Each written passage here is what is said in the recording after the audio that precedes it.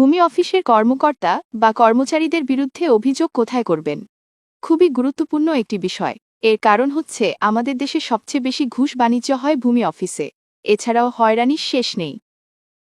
প্রথমত জানতে হবে উপজেলা ভূমি অফিসে কোন কোন কর্মকর্তা বা কর্মচারী আছে। ১. এসিল্যান্ড, ২. কানানগু, ৩. সার্ভেয়ার, ৪. নাজির, ৫. অফিস সহকারী, ৬. চেইনম্যান।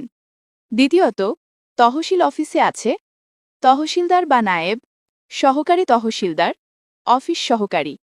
এরা যদি কোনো কারণে আপনার কাছ থেকে ঘুষ দাবি করে বা সেবা দিতে বিভিন্ন অজুহাত দেখায়, তাহলে আপনি উপজেলা নির্বাহী কর্মকর্তা বা জেলা প্রশাসকের কাছে অভিযোগ না করে সরাসরি লিখিতভাবে ভূমি সংস্কার বোর্ডে অভিযোগ দাখিল করবেন। এতে খুব কম সময়ের মধ্যে তদন্তপূর্বক যদি অভিযুক্ত ব্যক্তির বিরুদ্ধে আনীত অভিযোগ প্রমাণিত হলে যথাযথ ব্যবস্থা গ্রহণ করা হবে।